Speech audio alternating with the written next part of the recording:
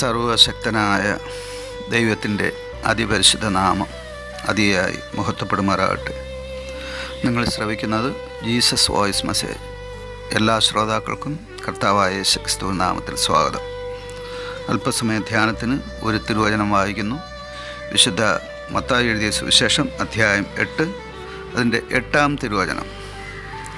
അതിന് ശതാധിപൻ, കർത്താവേ, നീ എൻ്റെ പുരയ്ക്കകത്ത് വരുവാൻ ഞാൻ യോഗ്യനല്ല. ഒരു വാക്കു മാത്രം കൽപ്പിച്ചാൽ എൻ്റെ ബാല്യക്കാരന് സൗഖ്യം വരും എന്ന് പറഞ്ഞു.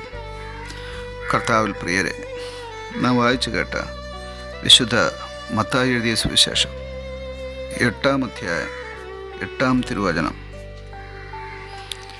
ഒരു ശതാധിപൻ അഥവാ ഒരു പട്ടാള ഉദ്യോഗസ്ഥൻ,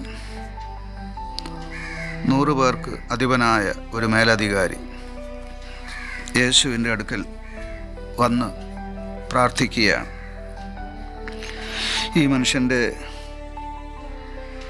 മകൻ അഥവാ ഒരു ബാല്യക്കാരൻ, ഒരു ദാസൻ പക്ഷവാതം പിടിച്ച് ദീർഘനാളുകളായി കഠിനമായി വേദനപ്പെട്ട് കഴിയുന്ന സമയത്താണ് ഈ ശതാധിപൻ യേശുവിനടുക്കൽ വരുന്നത്. അവൻ യേശുവിനോട് അപേക്ഷിക്കുകയാണ്, എൻ്റെ വീട് വരെ ഒന്ന് വരണം. എൻ്റെ ദാസൻ, എൻ്റെ ബാല്യക്കാരൻ, എൻ്റെ മകൻ ദീർഘനാളുകളായി പക്ഷപാതം പിടിച്ച് വളരെ ഭാരപ്പെടുകയാണ്. ഞാൻ അവനു വേണ്ടി സാധ്യമായി തീർന്നതൊക്കെയും ചെയ്തു കഴിഞ്ഞു. എന്നാൽ അവനിതുവരെയും ഒരാശ്വാസമോ സൗഖ്യമോ വിടുതലോ ലഭിച്ചിട്ടില്ല. എൻ്റെ മകന് സൗഖ്യം നൽകണം എന്നാണ് അവൻ്റെ അപേക്ഷ. ആ ശതാധിപൻ്റെ അപേക്ഷയ്ക്ക് പ്രത്യുത്തരമായി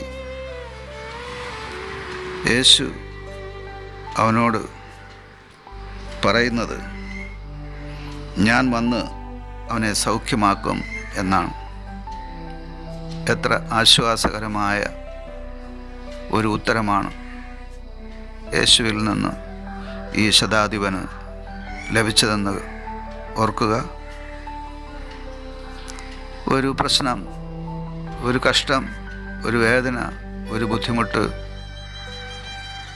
മനുഷ്യരാൽ അസാധ്യമായ ഒരു കാര്യം, അത് ദൈവത്തോട് പറയുമ്പോൾ ഉടനെ തന്നെ ആ പ്രശ്നത്തിന് ഞാൻ പരിഹാരം ഉണ്ടാക്കാമെന്ന് പറയുമ്പോൾ നമുക്ക് ലഭിക്കുന്ന ആശ്വാസം, നമുക്ക് ലഭിക്കുന്ന സന്തോഷം, സമാധാനം, അതെത്ര വലുതാണ്. ഇവിടെ ശതാധിപന് യേശു വാക്ക് കൊടുക്കുകയാണ്, ഞാൻ നിൻ്റെ വീട്ടിൽ വന്ന് നിൻ്റെ മകനെ സൗഖ്യമാക്കാം. ഇത് കേട്ട ഉടനെ ആ ശതാധിപൻ യേശുവിനെ തൻ്റെ ഭവനത്തിലേക്ക് വരുവാൻ വിലക്കുകയാണ്, വിസമ്മതിക്കുകയാണ്. അതിന് കാരണം മനുഷ്യൻ്റെ പാപം തന്നെയാണ്. ദൈവത്തെയും മനുഷ്യനെയും തമ്മിൽ അകറ്റുന്നത് പാപമാണ്. എന്നാൽ ഈ മനുഷ്യന് താൻ പാപിയാണെന്നുള്ള ആ ഒരു ബോധം ഉണ്ടായി എന്നുള്ളതാണ്. ഈ പാപബോധമാണ് നമ്മെ അനുതാപത്തിലേക്ക് നയിക്കുന്നത്. ഞാൻ പാപിയാണ് എന്ന് നാം എപ്പോൾ ദൈവസന്നിധിയിൽ സമ്മതിക്കുമോ അപ്പോൾ നമുക്ക് അനുതാപമുണ്ടാവും. ആ അനുതാപം മാനസാന്തരത്തിലേക്ക് നയിക്കുന്നു. തുടർന്ന് ശുദ്ധീകരണത്തിലേക്കും വിശുദ്ധീകരണത്തിലേക്കും മഹത്വീകരണത്തിലേക്കും അത് നയിക്കുന്നു എന്നുള്ളതാണ്. ഇതൊരു ആത്മീയ പ്രക്രിയയാണ്. ഇതിൻ്റെ അടിസ്ഥാനം ഞാൻ പാപിയാണെന്ന് ദൈവസന്നിധിയിൽ സമ്മതിക്കുക എന്നുള്ളതാണ്. അങ്ങനെ സമ്മതിച്ച ശതാധിപൻ അത്ഭുതകരമായ വിടുതൽ, അത്ഭുതകരമായ രോഗശാന്തി തൻ്റെ മകനു വേണ്ടി പ്രാപിക്കുകയാണ്. ഒരു വാക്ക് മാത്രമാണ് ഈ ശതാധിപൻ യേശുവിനോട് അപേക്ഷിച്ചത്. നിൻ്റെ വിശ്വാസം പോലെ നിനക്ക് ഭവിക്കട്ടെ എന്ന യേശുവിൻ്റെ ആ വാക്ക് ശതാധിപൻ്റെ മകന് സൗഖ്യത്തിന് കാരണമായി തീർന്നു. ഇന്ന് തിരുവചനം ശ്രവിക്കുന്ന നിങ്ങളുടെ പ്രശ്നങ്ങൾക്കു നേരെ ദൈവത്തോട് അപേക്ഷിക്കേണ്ടത്, ദൈവമേ എനിക്ക് വേണ്ടി ഒരു വാക്ക് കൽപ്പിക്കണമേ എന്നാണ്. അങ്ങനെയെങ്കിൽ ആ ദൈവത്തിൻ്റെ ഒരു വാക്ക് ഈ ശതാധിപൻ എന്ന പോലെ നിങ്ങളുടെ പ്രശ്നപരിഹാരത്തിന് കാരണമായി തീരും. ആമേൻ.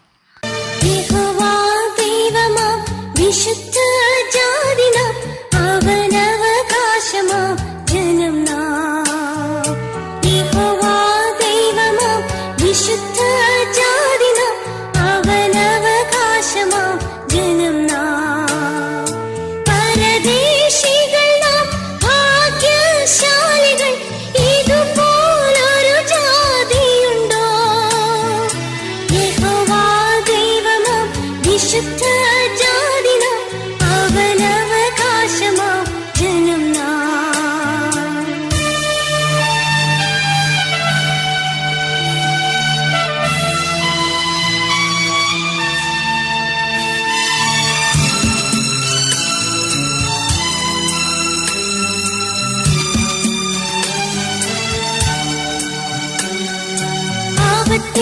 നമ്മുടെ ദിവ്യ സംഗീതവും ബലവും ദൈവമൊരുവനത്തെ ആപത്തിൽ